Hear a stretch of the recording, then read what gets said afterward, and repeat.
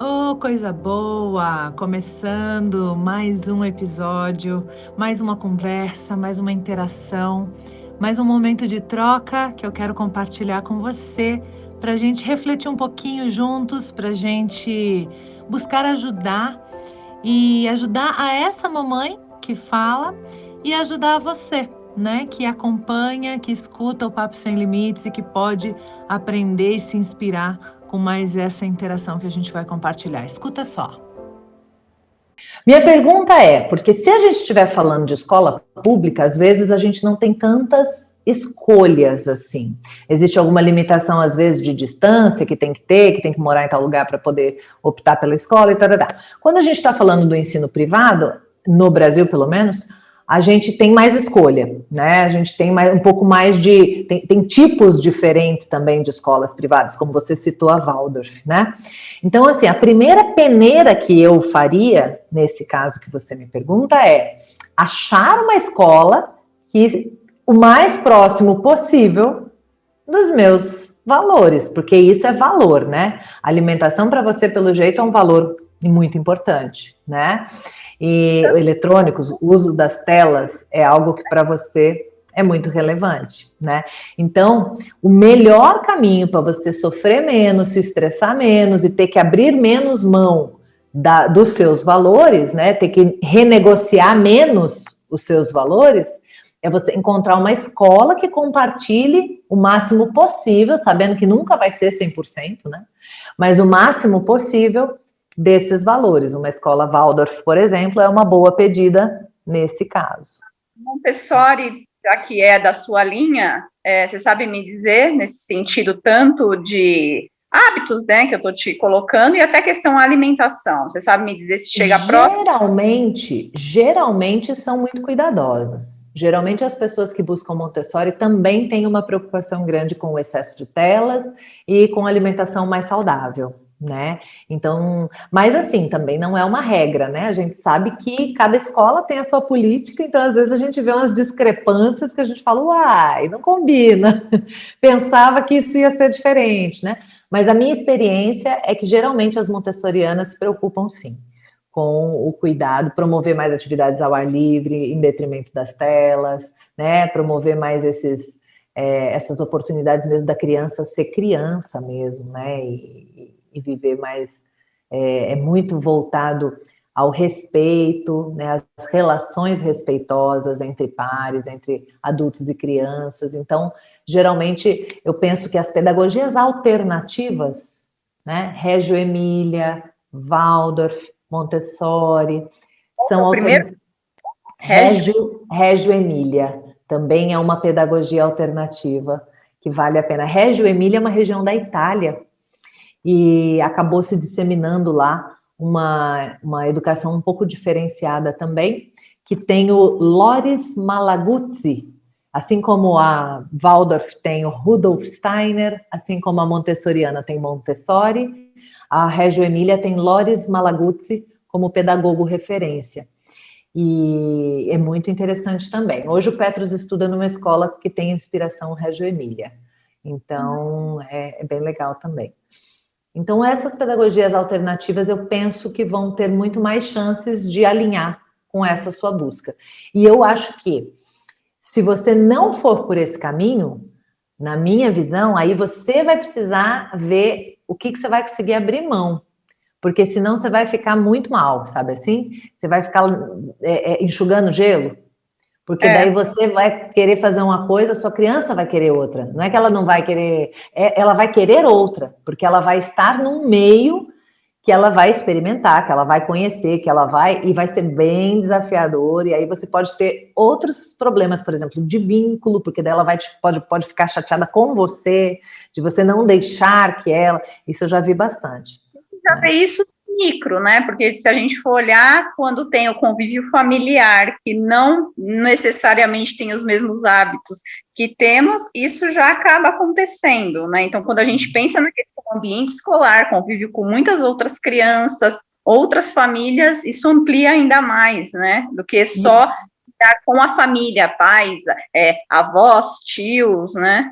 Sim. O que eu colocaria também para você, que eu acho bem importante nesse contexto, Valéria, é pensar assim, sobre o nível de rigidez que isso é na vida. Não sei se é, tá? É pensar sobre, nem precisa também me responder agora, porque é algo para, peraí, deixa eu ver se é, né?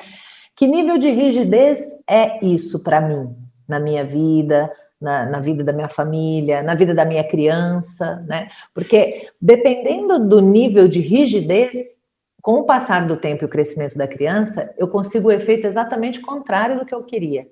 Eu pego uma criança que fica aversiva àquilo tudo que eu quero que ela seja afim, que ela se aproxime, né?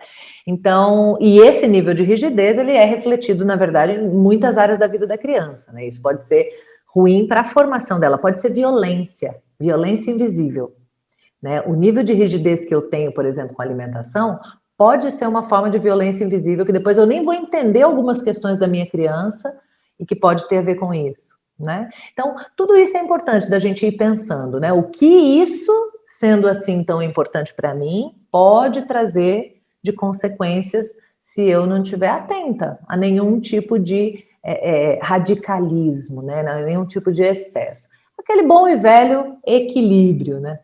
Observar esse radicalismo, mas o que tentamos fazer é uma substituição, e de uma forma amorosa, né? Assim, de uma maneira que incluindo, então tá bom, então ao invés de comprar, né, até chocolate, a gente está fazendo em casa para tentar fazer de uma forma saudável, para fazer de uma forma legal, e ela curte, então tem o que participar, e várias coisas que a gente vai tentando implementar, e ela tem a participação, porém a gente sabe que algumas coisas quando vem de fora é tentador, né, então vem uma sedução junto, né, porque a embalagem é bonitinha, né, então a gente pode até... feito para dar...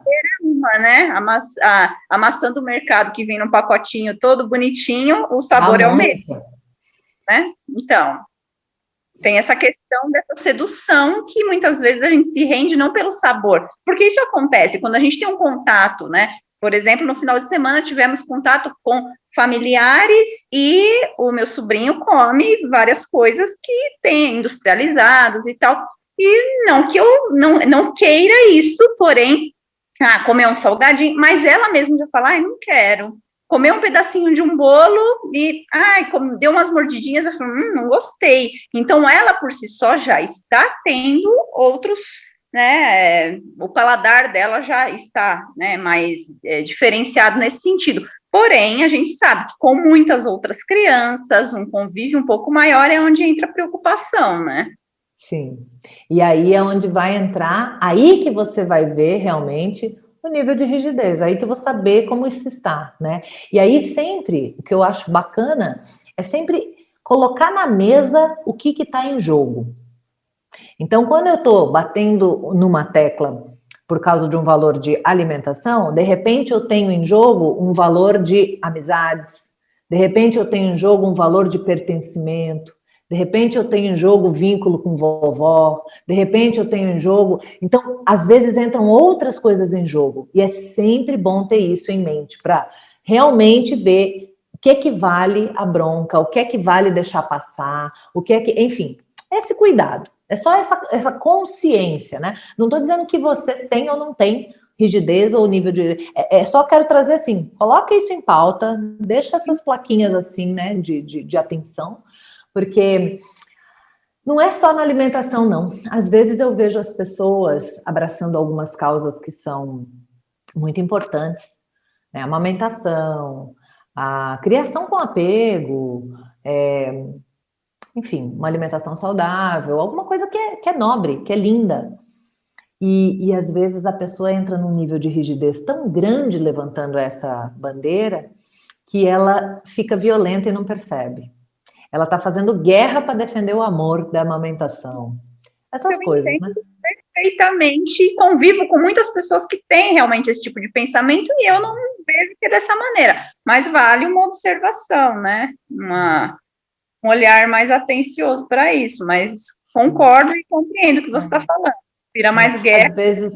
Às vezes as linhazinhas são tênues, né, que separam uma coisinha de outra, uma situação específica de outra, onde abrir exceções, né, é um desafio, né? É um desafio. E muitas vezes o desafio é justamente no crescimento da criança e na saída dela do ambiente familiar, né? Porque quando está um núcleozinho que concorda com isso, é bem mais fácil, fica tudo muito mais sob controle. À medida que essa criança vai crescendo, é que os desafios vão, de fato, aparecendo, né?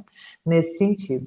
Mas é isso, procura uma escola que se encontre mais próxima, né, dos valores, que aí eu acho que a gente tem uma chance de dar mais certo, de ficar mais em paz, assim, né? De não sofrer tanto com isso, porque se a gente escolhe uma escola que não compartilha dos valores, aí é uma grande natação contra a corrente.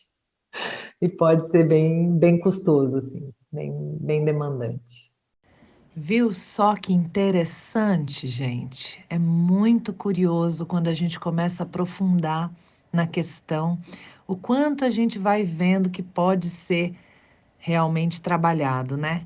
Potente, lindo. Eu espero que você tenha crescido com essa conversa. Eu espero que esse compartilhar faça sentido para você e que você realmente aprofunde inclusive o contato conosco nas redes sociais. A gente tem Instagram, TikTok, @isa.minatel e o canal no YouTube, youtube.com/isaminatel. Vamos juntos cada vez mais aprofundar o nosso estudo para sermos pais e mães sem limites no amor, no conhecimento, na profundidade com que tocamos essas almas humanas que nos foram confiadas. Um beijo, fica com Deus e até a próxima, porque aqui você já sabe, o papo é sem limites.